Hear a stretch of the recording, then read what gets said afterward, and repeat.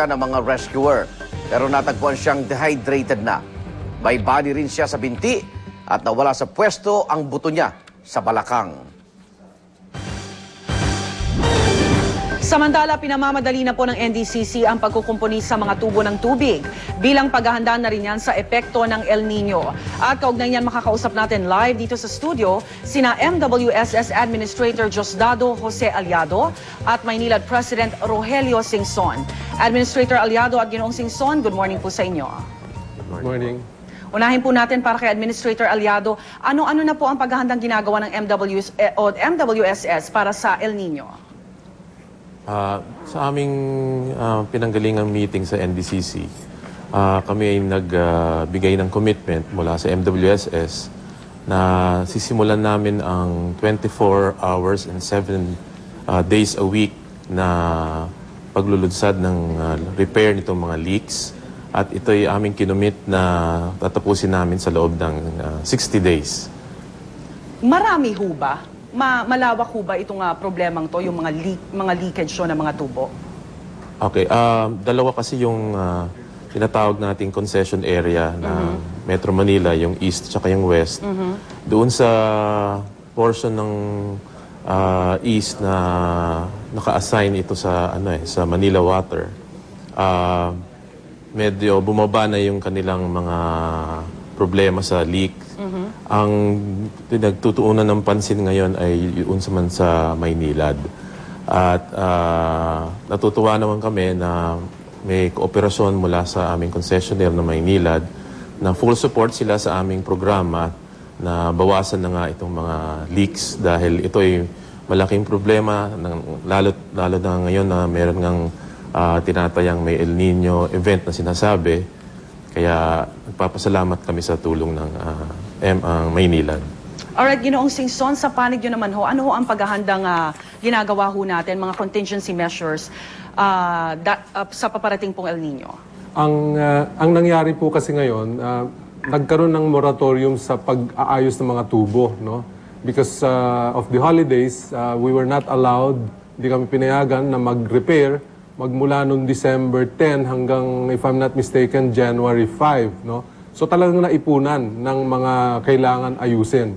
So nakiusap kami kagabi kay Secretary Gonzales kung pwede naman kami ang bigyan ng moratorium in terms of yung mga licensing. Kasi medyo mahaba din yung proseso para kami makapaghukay at makapag-repair.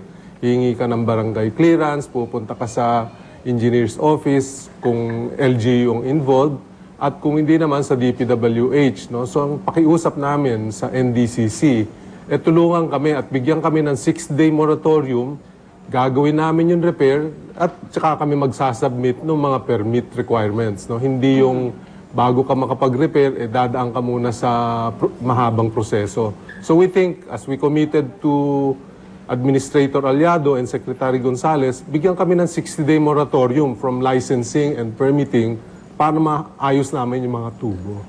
Alright, may nakarating pong report sa amin na kasabwat daw ho ang mga barangay captain sa illegal na pagsusupply ng tubig.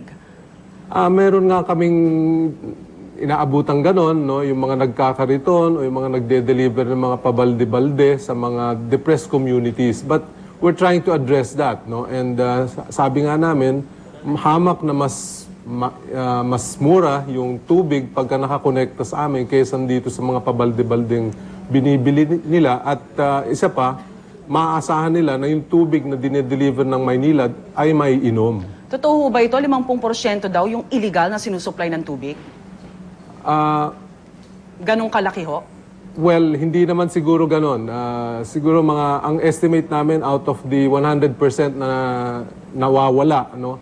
30% noon nasa mga illegal at 70% dahil sa mga lumang tubo na nagpuputukan. Ang pagkaputok naman ng tubo is the result of improved service, no? Tinaasan namin yung pressure, kaya talagang yung mga lumang tubo nagkaroon ng mga problema. Alright, Administrator Aliado, paano ho makakatulong ang publiko para ho sa pagtitipid ng tubig sa pagdating ho ng El Nino? Maganda yung sinabi mo, Rhea. Kasi kami sa MWSS, bukod dito sa pag-aayos ng mga tubong may problema, marami din kaming ibang inisyatiba. Kami maghahanda ng mga water tankers kung kailangan, mobile treatment plant. Meron kami mga standby deep wells na aming i-activate ngayon. Ngunit kahit anuman ang gawin ng MWSS, kung wala naman katumbas na pagtitipid mula sa taong bayan, wala rin, magiging walang bisa din yung aming ginagawa sa MWSS.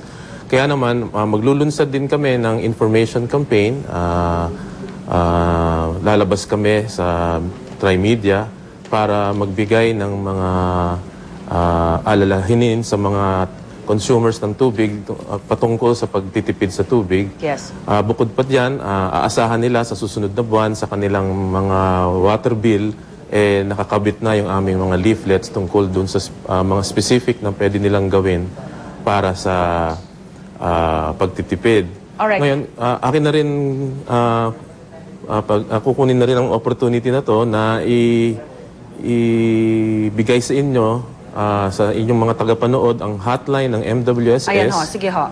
88-TUBIG, 88-88-244.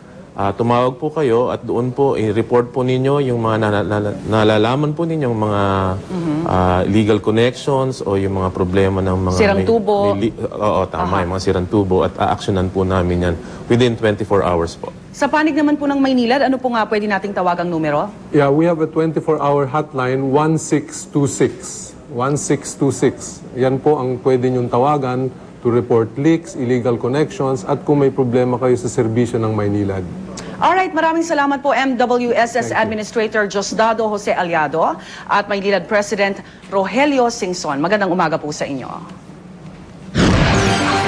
Pagsabot rin sa oxygen tank sa isang ospital sa Ukraine, 16 ang patay. At bagong bukas sa sinehan sa Kansas sa Amerika, puro mga teenager ang nagpapatakbo. Huwag pa huli, tutok lang sa unang balita.